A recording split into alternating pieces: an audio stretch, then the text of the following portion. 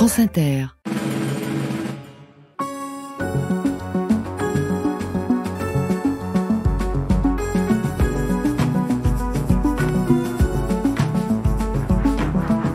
Citoyens et citoyennes, camarades, compagnons, travailleuses, travailleurs, françaises, français.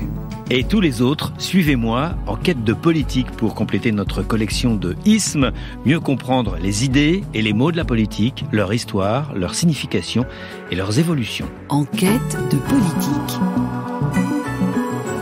Thomas Legrand sur France Inter. Aujourd'hui, le déclinisme ou le mythe du « c'était mieux avant ». Je souffre avec mes tripes, avec mon cœur, de voir la France mourir. La langue française, je ne sais pas si elle meurt, mais ses transformations actuelles sont très inquiétantes. Un vocabulaire qui se réduit, une syntaxe qui s'effondre, les anglicismes remplacent de plus en plus les mots français. Depuis mai 68, il y a un effondrement de toute autorité. Il n'y a plus de père, il n'y a plus de prof, il n'y a plus de prêtre, il n'y a plus de surmoi, il n'y a plus de morale, il n'y a plus de vertu, il n'y a plus de valeur. On peut faire ça. Le déclinisme pour commencer l'année, vous vous dites sans doute que ce n'est pas une très bonne idée, pas très positive attitude, pour parler comme Jean-Pierre Raffarin. En matière de bonne résolution, l'état d'esprit c'était mieux avant, ce n'est pas idéal, sauf que justement, nous allons plutôt dézinguer le concept, la plainte permanente, la trouille pour boussole, ou la déploration comme carburant politique, enquête de politique sur le déclinisme. On était moins revendicatifs, on était là, on est tout le temps en train de regarder les autres. Et c'est plus la même chose que vous alliez à la messe, que vous alliez sur les trottoirs, que vous alliez partout. On n'a plus l'impression d'être dans notre pays. Le respect des gens, moins de violence. Avant, il y avait moins de violence ? Moins de violence, ils sont tout de suite hargneux, il n'y a rien qui va. Bon. Il y a quand même eu les guerres en termes de violence. La guerre, c'était la guerre. Est-ce que c'était mieux comme violence ? C'était organisé. Que les gens commencent à travailler vers 30 piges, ça fait quand même sourire. Alors, il faudrait qu'ils commencent à travailler à quel âge ? Mon père avait commencé à 12 ans. Nous, c'est 14. Bon, c'est vrai, le micro-trottoir de la Mimerie, ça a une valeur scientifique toute relative, mais vous avez certainement déjà entendu et peut-être même prononcé ce genre de propos.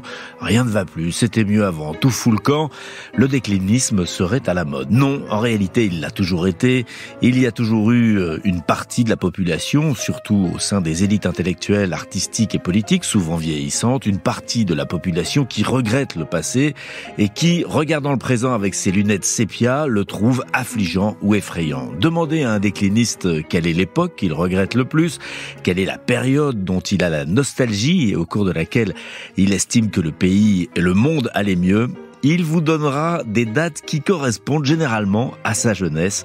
En ce moment, vous remarquerez que les 30 Glorieuses fournissent un stock de nostalgie infini à toute une génération et mai 68, pour les plus anciens déclinistes, est présenté comme le début de la décadence, de la perte d'autorité. D'autres, moins vieux, diront que c'est l'apparition d'Internet puis des réseaux sociaux qui marquent le début de la fin de l'âge d'or, à tel point que l'on peut aisément se demander si ce n'est pas plutôt leur enfance, quand tout paraissait plus grand, ou leur jeunesse, quand tout paraissait possible, que les déclinistes regrettent. Mais bon, enquête de politique, ce n'est pas une émission de psychologie, alors voyons le côté politique de la chose. Quand les grands schémas globaux d'explication du monde sont tombés avec le mur de Berlin, quand il devient compliqué de dessiner un horizon futur souhaitable, crise climatique oblige, il y a une valeur refuge, un discours audible et sensible, la nostalgie. Mais si la nostalgie est un sentiment noble et doux qui a permis les plus belles pages de la littérature ou de la poésie, en politique, elle est corrosive.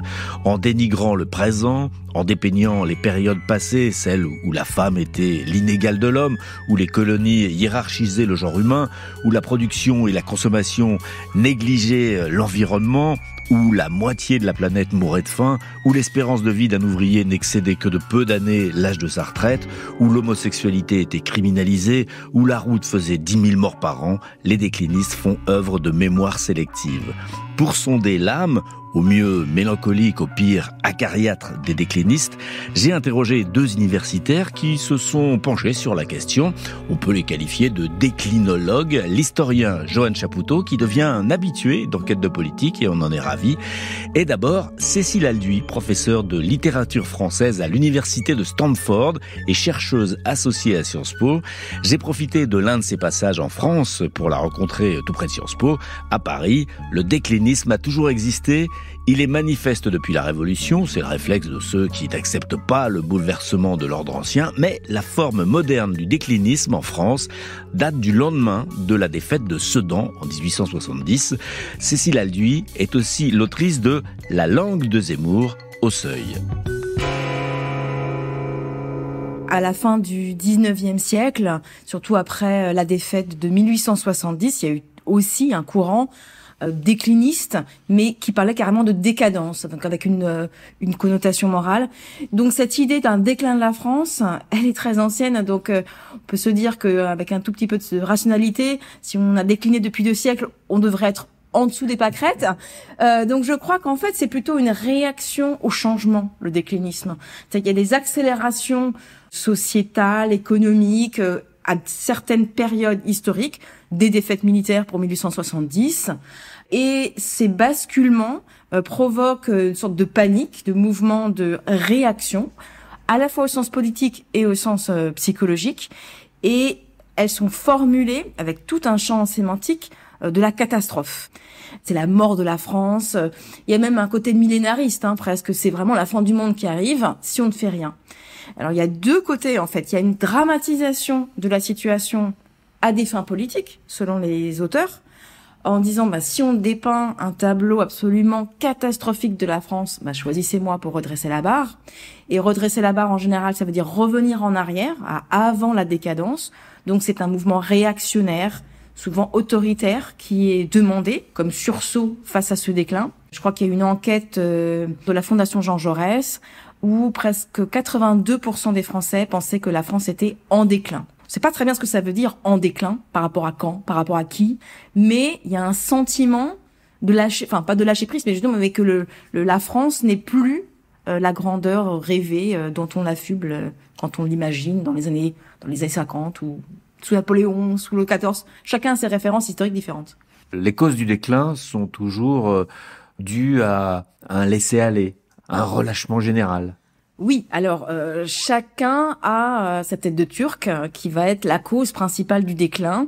Jusqu'à la Deuxième Guerre mondiale, il y avait cette idée d'un déclin de la France, d'une décadence. Charles Maurras en parle, etc. Et c'était la Révolution française qui avait été la grande cassure, qui avait abîmé la grandeur française en empêchant que les dynasties continuent de nous faire régner sur le monde. Après la Deuxième Guerre mondiale, 30 Glorieuses, on n'est pas dans la période de déclinisme, mais c'est mai 68 qui est accusé de tous les maux, avec vraiment cette idée de décadence morale. Depuis mai 68, il y a un effondrement de toute autorité. Michel Onfray, en novembre dernier sur RMC.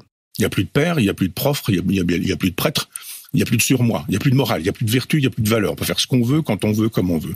Parce que le déclinisme, c'est un état d'esprit, c'est peut-être même une névrose, ou c'est une stratégie ?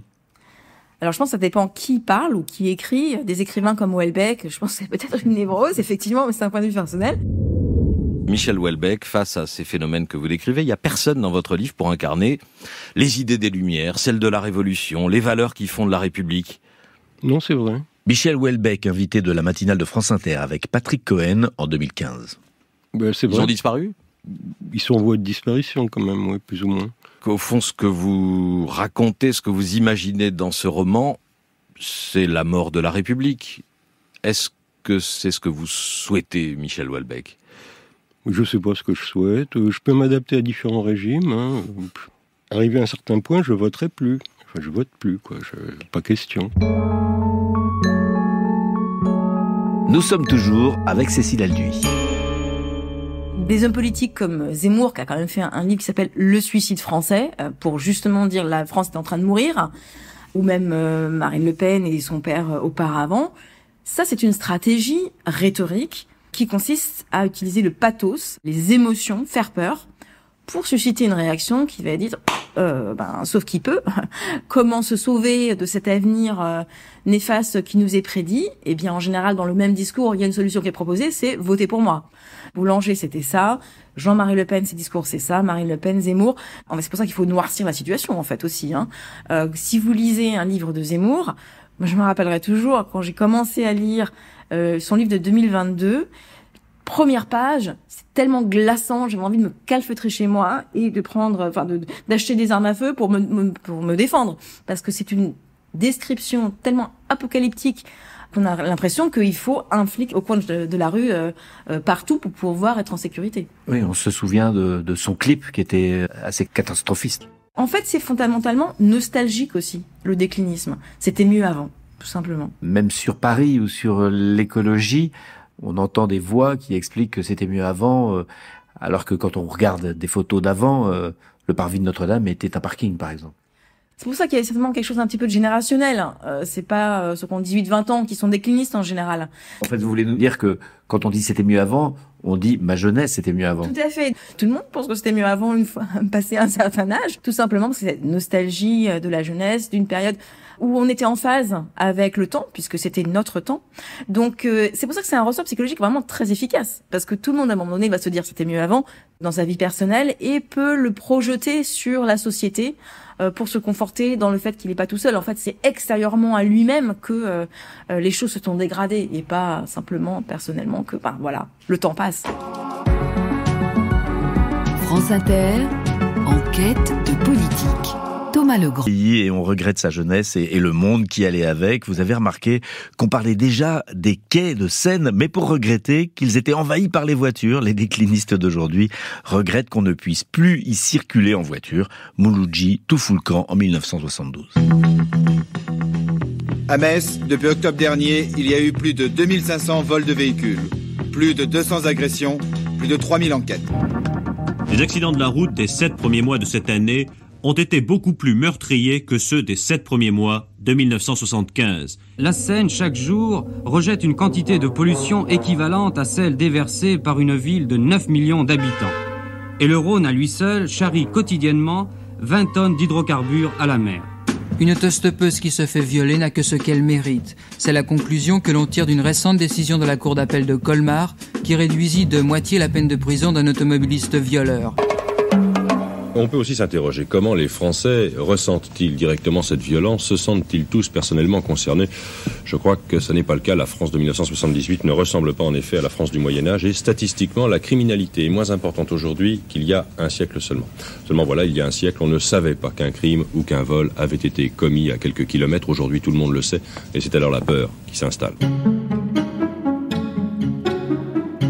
Quelques exemples de décennies lointaines où tout n'était pas rose, bien sûr, et cette conclusion du journaliste d'antenne de Patrick Lecoq en 1978, les mêmes arguments que nous utilisons aujourd'hui pour tenter d'expliquer pourquoi, malgré une baisse réelle de la violence, on a toujours l'impression que cette violence augmente. Ces mêmes arguments que nous adossons à l'apparition d'Internet étaient présentés en 1978, plus de 20 ans avant les réseaux sociaux.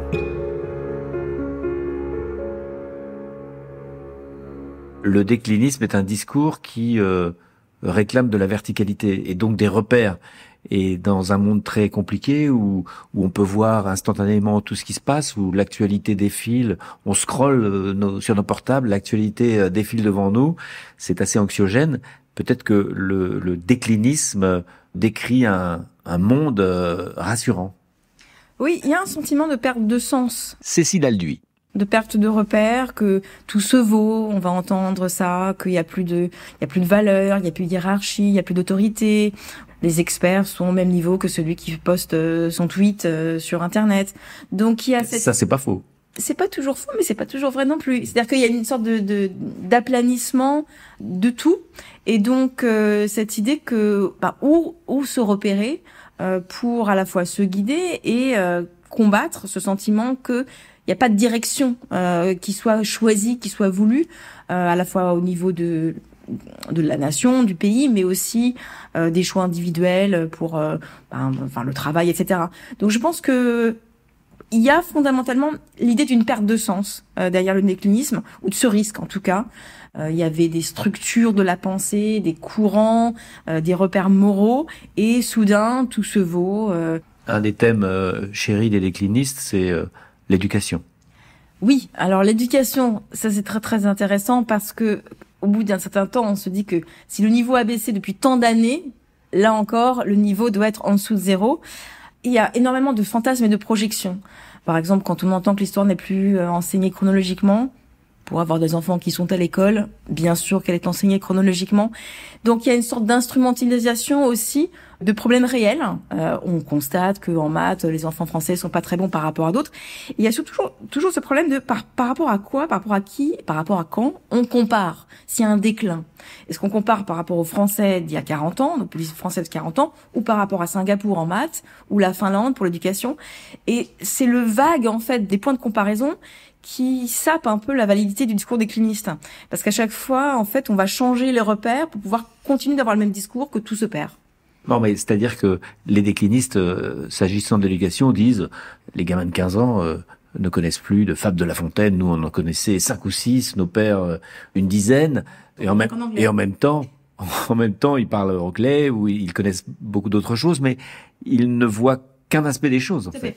Alors ça, c'est vraiment fondamental dans le discours décliniste, c'est de ne peindre qu'une partie de la situation. C'est comme si c'était un tableau avec que les ombres et aucune chose qui soit dans la lumière.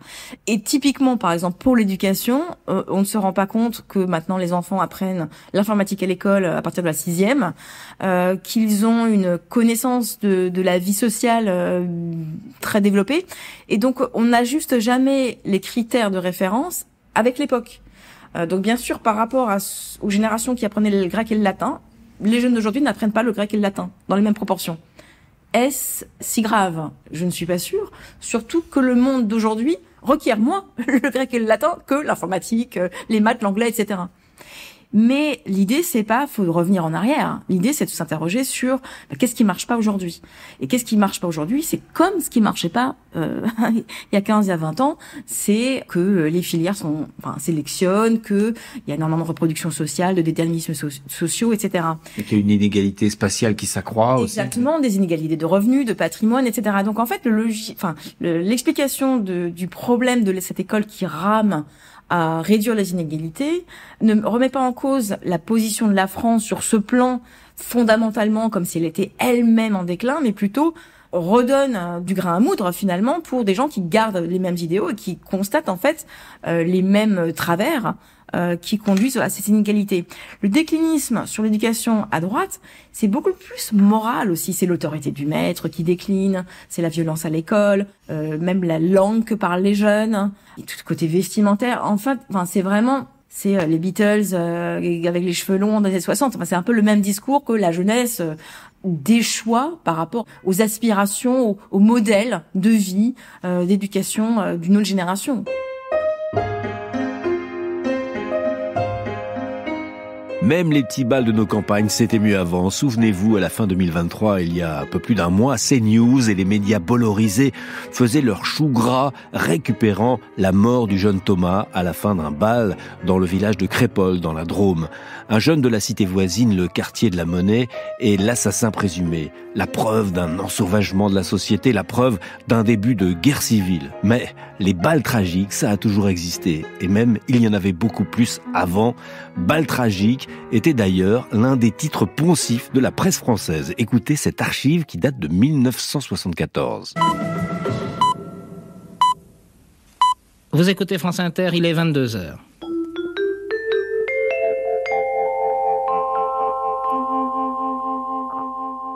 Chez nous, encore un petit bal du samedi soir qui s'est mal terminé à Savigny-sur-Orge, dans l'Essonne, André Grandis. Cet après-midi, le meurtrier d'un jeune homme, frappé d'un coup de couteau, a avoué. Ça ne date pas d'hier. Le samedi soir, certaines bandes bien organisées vont jouer au dur dans les bals, cherchant la bagarre, provoquant d'autres jeunes qui sont venus là se détendre. Dimanche matin, vers 1h15, une querelle éclate, le cercle se forme, 2 jeunes s'affrontent, un poignard sort d'une poche, un jeune de 19 ans tombe mortellement atteint. On retrouve Cécile Alduy, politologue à l'université de Stanford. Vous vivez aux États-Unis. Est-ce qu'aux États-Unis, Il y a aussi ce déclinisme. On sait qu'il y a cette guerre culturelle entre les conservateurs et les woke, le wokisme par exemple. Mais est-ce que c'est sur fond de déclinisme ? Alors ça se manifeste pas de la même manière et ça ne se dit pas de la même manière parce qu'effectivement les États-Unis restent la première puissance mondiale. Il y a une peur d'un possible effacement futur. Donc il y a souvent des couvertures China, la Chine va nous supplanter, l'Asie, le Pacifique. Enfin, il y a Make America Great Again. Oui, donc Donald Trump a quand même eu ce slogan Make America Great Again avec cette idée qu'il y a qu'on l'est plus great.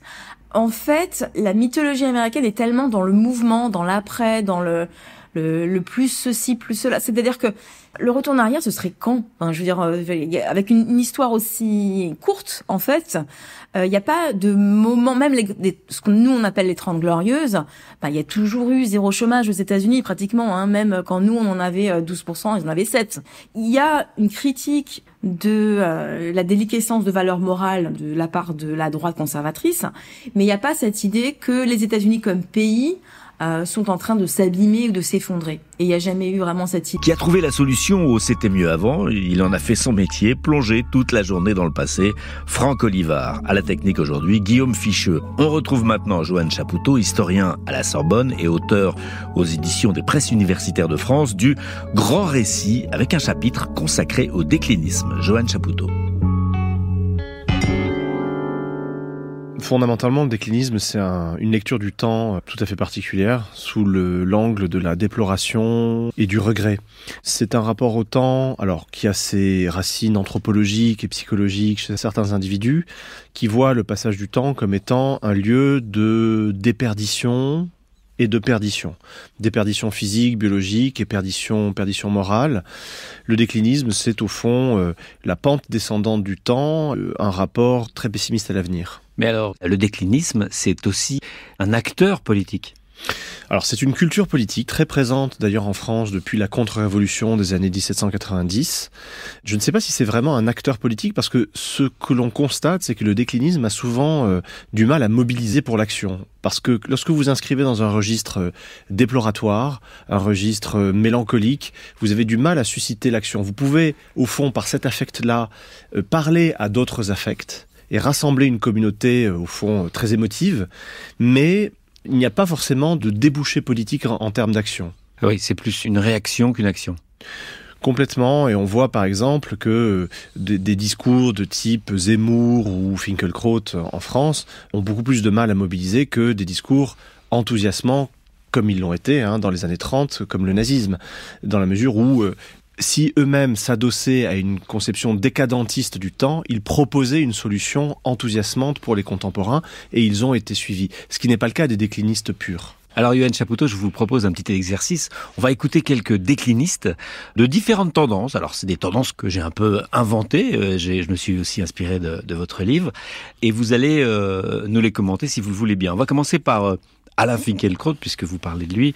C'est un extrait d'une émission de télévision pour les Suisses, la télévision suisse, en 2018. Alain Finkielkraut, l'auteur entre autres de La défaite de la pensée. Alors je l'ai classé comme une sorte d'anti-moderne déploratoire. La langue française, je ne sais pas si elle meurt, mais ces transformations actuelles sont très inquiétantes. Un vocabulaire qui se réduit, une syntaxe qui s'effondre, les anglicismes remplacent de plus en plus les mots français. C'est Flaubert qui disait « Moi, je n'écris pas pour le lecteur d'aujourd'hui, mais pour tous les lecteurs qui se présenteront, tant que la langue vivra ». Donc, il avait une confiance mitigée dans la postérité. Un autre problème, c'est le changement de population de l'Europe. Alors je ne sais pas si c'est un bien ou un mal. Je ne sais pas si ça va donner lieu à une guerre civile. Peut-être pas. Peut-être que ça se fera en douceur. Mais ce ne sera plus l'Europe. C'est pas parce que c'est la vie que ça va vers le mieux. Il y a des changements nuisibles. Des choses vont naître peut-être, mais valent-elles mieux que ce qui va mourir ? Alors, Johan Chapoutot, là, il y a beaucoup de choses.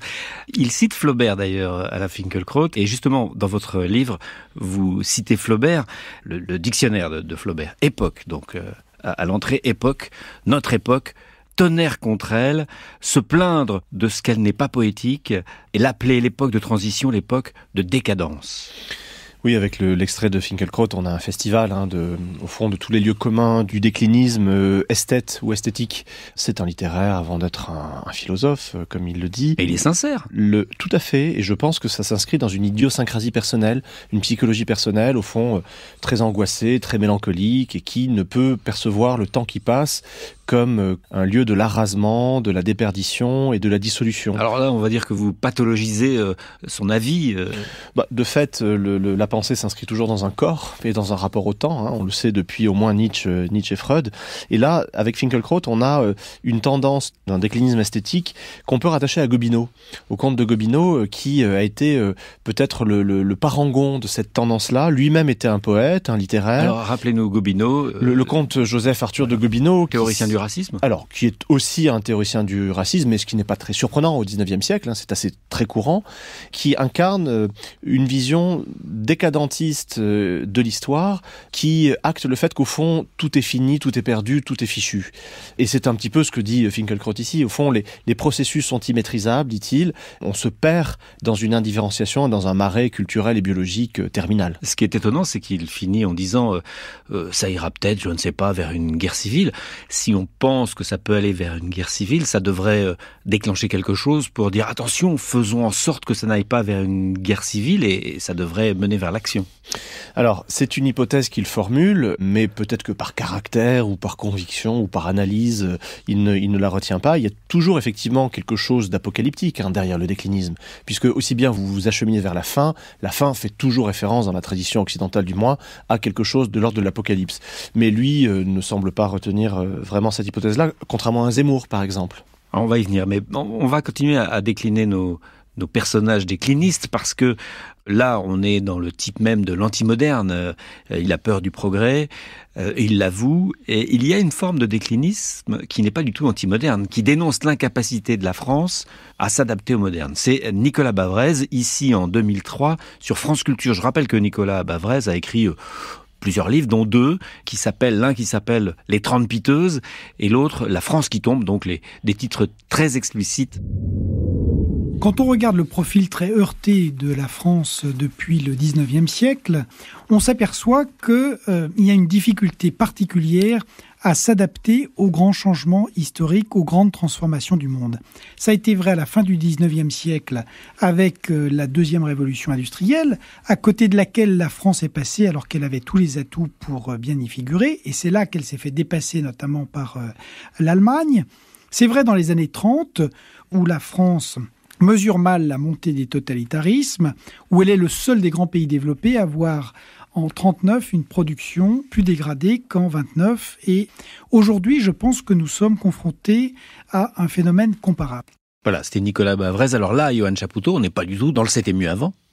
Là, on est face à une déploration de l'état actuel d'un pays, la France en l'occurrence, qui est adossé à un culte de la modernité, un culte du progrès, et qui consiste à, au fond, voir la discrépance croissante qu'il peut y avoir entre un état du monde qui progresse, qui va vers le meilleur, vers le plus, l'accumulation de progrès techniques, de biens, etc., et un pays qui resterait irrémédiablement arriéré. C'est une sorte de déclinisme darwiniste ? Oui, alors il y a du darwinisme social derrière, puisque évidemment l'idée c'est que le monde ne s'arrête pas et la France ne peut pas être exemptée de cela. Dès lors, il faut s'adapter. Il faut s'adapter. Et là, on pense évidemment à l'excellent livre de Barbara Stiegler qui a bien montré cette injonction de l'adaptation, complètement aveugle et totalement ininterrogée, et greffée sur un culte d'un progrès qui resterait parfaitement ininterrogé et qui serait bon par définition et par essence. En ce sens, on voit que Bavrez est un élève de Raymond Aron, et au fond, il nous récite ici une accumulation d'items un peu scrogneux, de niveau manuel de terminale, si vous voulez, qui n'est pas forcément très intéressant. Il est question de déclinisme aujourd'hui dans Enquête de politique. On retrouve l'historien Johan Chapoutot.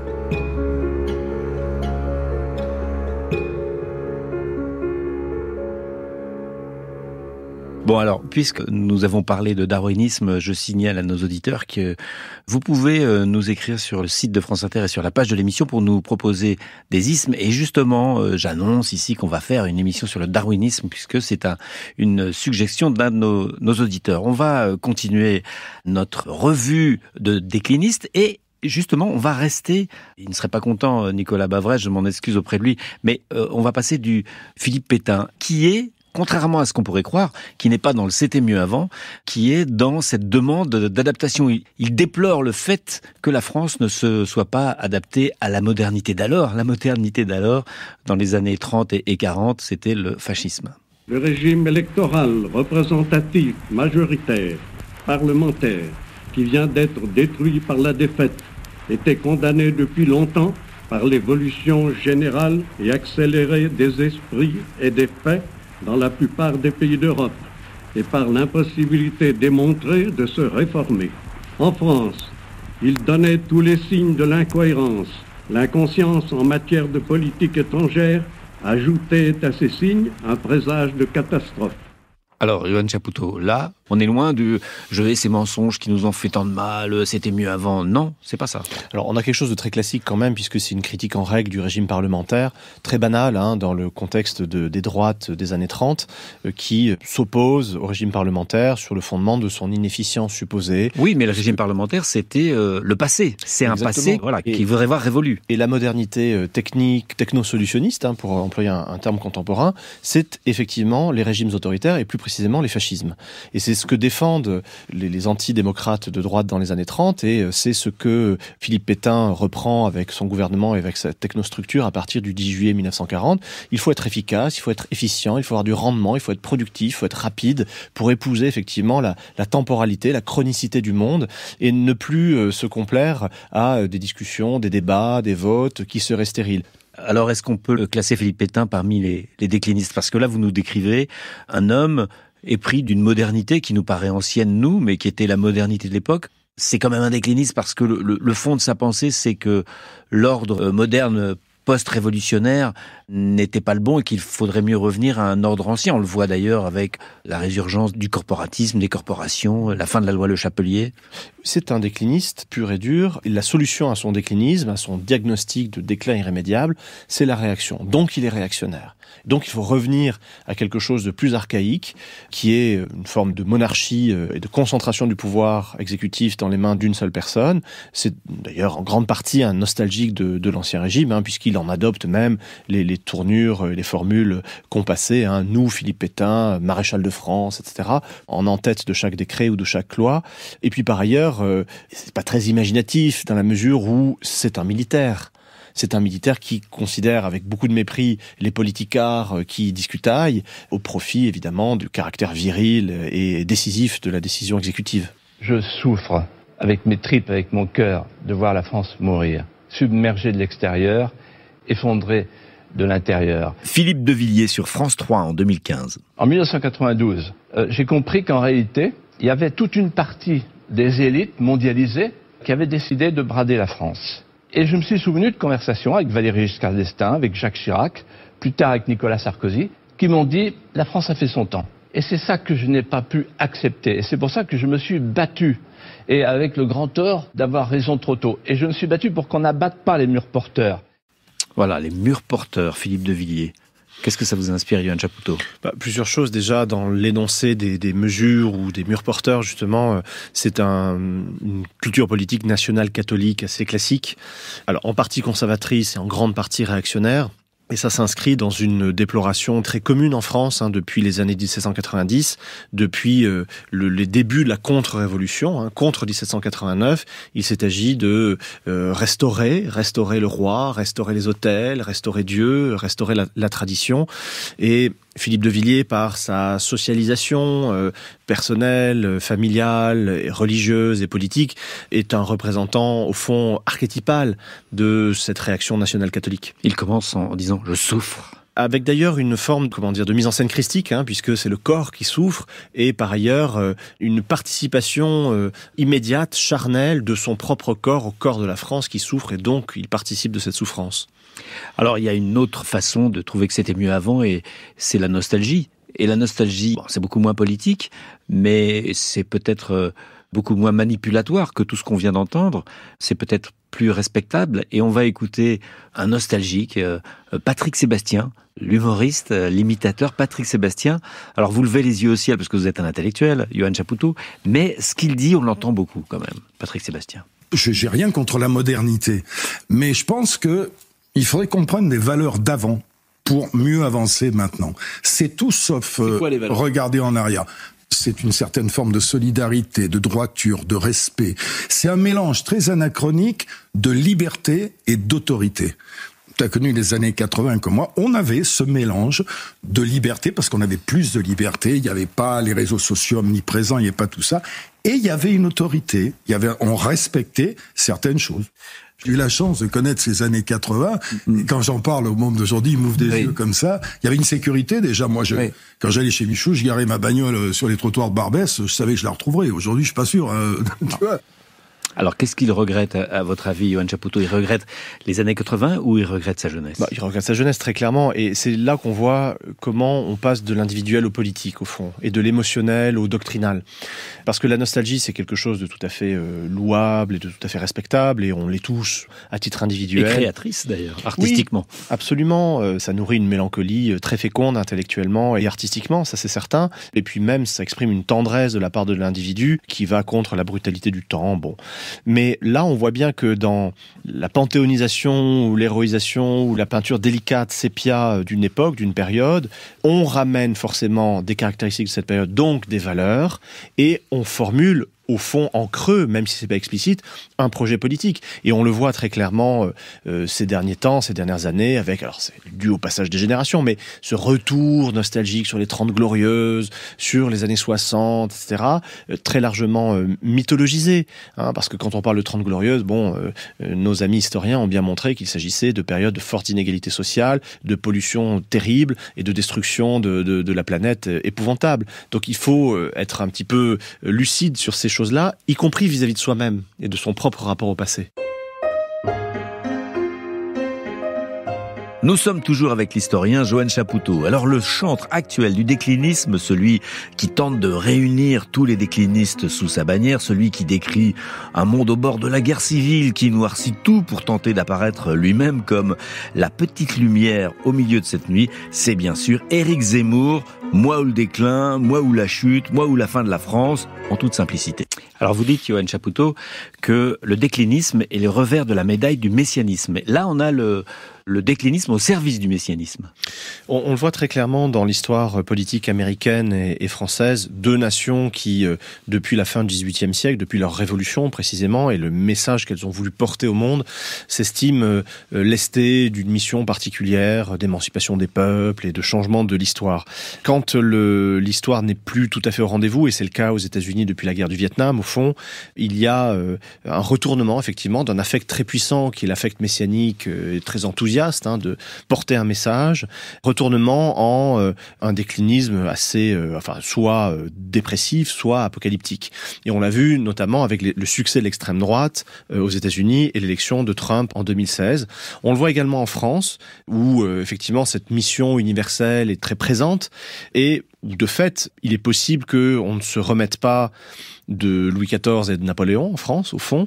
On ne se remette pas d'être devenu ce que Valéry Giscard d'Estaing disait dans les années 70, c'est-à-dire une puissance moyenne, ce qui nourrit un ressentiment vis-à-vis de soi-même, un ressentiment vis-à-vis de son propre projet national, et donc une autre forme d'exaltation dans le ressentiment décliniste. Mais là, c'est moi ou le chaos. C'est une stratégie politique aussi, parce que il cite le général de Gaulle qui, par deux fois, c'était vraiment lui ou le chaos. Il l'a utilisé politiquement après, mais on peut vraiment dire qu'en juin 40 et même en 58, ça pouvait être lui et le chaos. Est-ce que on n'est pas dans l'exercice que les Américains appellent the big picture, c'est-à-dire vous décrivez une situation globale catastrophique, et en tout cas une situation globale tel que vous en seriez, c'est le cas d'Éric Zemmour, la solution?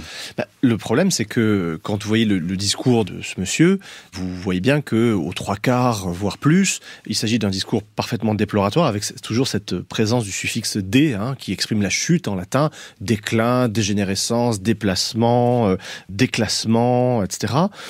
Et les solutions sont assez peu présentes. C'est d'ailleurs été le problème de sa campagne présidentielle, parce qu'il n'y avait aucune solution à rien. Sinon, dire qu'il fallait renvoyer tous les étrangers, mais en termes social, industriels, en termes scientifiques, il n'y avait aucun programme au fond. Et résultat, ça donne 7% à la présidentielle et ça donne un échec aux législatives. Alors que pour le général de Gaulle, qu'il cite assez indûment, il y avait certes une vision un peu mélancolique de l'histoire, mais tragique. Il y a le sens du tragique. Exactement. Et alors, c'est peut-être ça la différence, au fond, entre le mélancolique et le tragique, parce que le tragique est finalement un appel à l'action, un appel au fait d'affronter les périls et d'affronter l'histoire. Et ça a donné une modernisation de la France qu'on n'a pas vue depuis des siècles. Donc ça, c'est vraiment la différence. Mais le général de Gaulle, par ailleurs, a émergé dans l'histoire à la faveur d'un événement pour le coup tragique, qui a été l'effondrement du pays en 6 semaines, entre le 10 mai et le 22 juin 1940, au moment de l'attaque allemande. Et il faudrait insister là-dessus pour voir à quel point c'est quelque chose qui pèse sur notre psyché collective, au fond, dans le débat public, dans l'espace public, chez les journalistes, chez les politiques. Au fond, en Allemagne, il y a un traumatisme fondateur qui est l'hyperinflation de 1923, avec une dissolution des valeurs financières, morales et de la société. En France, c'est juin 40. Juin 40, c'est la première armée au monde, c'était sa réputation. Le deuxième empire colonial du monde, une puissance dominante sur le continent européen, qui venait de fêter en grande pompe les 150 ans de la Révolution française par le plus grand défilé militaire de l'histoire tous azimuts, le 14 juillet 1939, 20 ans après l'autre grand défilé de la victoire en 1919. Eh bien, c'est ce pays-là qui se dissout, au fond, dans ses structures, en 6 semaines, avec un exode de dimension biblique, c'est pas pour rien qu'on parle d'exode, qui a traumatisé les populations, des populations qui ont vu d'ailleurs une armée s'effondrer et par ailleurs des structures civiles également prendre leurs jambes à leur cou, avec ces images vraiment apocalyptiques, de camions de pompiers qui prennent la route sirène hurlante pour fuir devant l'avancée allemande. Précision tout de même, cette faillite-là de juin 40, ça a été une faillite des élites. C'est-à-dire les mêmes qui ensuite ont voulu tirer les profits de cet effondrement avec le régime de Vichy en disant que c'était la faute des autres. Les soldats français, la troupe française s'est admirablement battue puisque en 6 semaines, ce sont 100 000 hommes qui sont morts face aux Allemands. Les Allemands, d'ailleurs, ont perdu quasiment 50 000 hommes. Donc ce n'a pas été une promenade de santé pour les Allemands. La troupe s'est bien battue, mais par contre, il suffit de relire Marc Bloch dans L'étrange défaite. C'est l'état-major français qui était obsédé par l'anticommunisme et pas du tout par le nazisme qui a totalement failli. Donc, pour vous, le déclinisme qu'on voit naître dans une partie de notre littérature, une partie de notre classe politique, vient de cette angoisse de l'effondrement de juin 40. On a tous un peu en nous. Il y a un syndrome de l'effondrement de juin 40 en France, ça c'est très certain, comme il y a un syndrome de l'hyperinflation de 23 en Allemagne, et ça pèse en Allemagne sur la politique budgétaire, monétaire, sur l'obsession de la monnaie, etc. Et ça pèse chez nous dans cette espèce de ressassement un peu morbide, cette délectation morose du déclinisme. Et c'est intéressant cette mise en perspective, cette mise en abîme, puisque ce sont précisément des élites elles-mêmes déclinistes, elles-mêmes antidémocrates, qui ont produit une catastrophe, celle de juin 40, dont ils ont tiré profit avec le régime de Vichy et dont nous subissons encore les conséquences déclinistes. Eh bien, merci Yoann Chapoutot. Le grand récit aux éditions des Presses universitaires de France. Merci. Le jazz, c'était mieux avant. Les voitures, c'était mieux avant. Les jeunes, c'était mieux avant. Noël, c'était mieux avant. Nos corps, c'était mieux avant. Mon cul, c'était mieux avant. L'air, c'était mieux avant. Et l'océan, la pub, les pépitos. Alors vous retrouverez les références des livres de Yoann Chapoutot et de Cécile Alduy sur la page de l'émission, sur le site de France Inter. Et bien sûr, vous pouvez réécouter tous les épisodes d'Enquête de politique en podcast via l'appli Radio France. La semaine prochaine, on se retrouve pour parler du nationalisme. D'ici là, n'oubliez pas, si vous ne vous intéressez pas à la politique, c'est la politique qui s'intéressera à vous.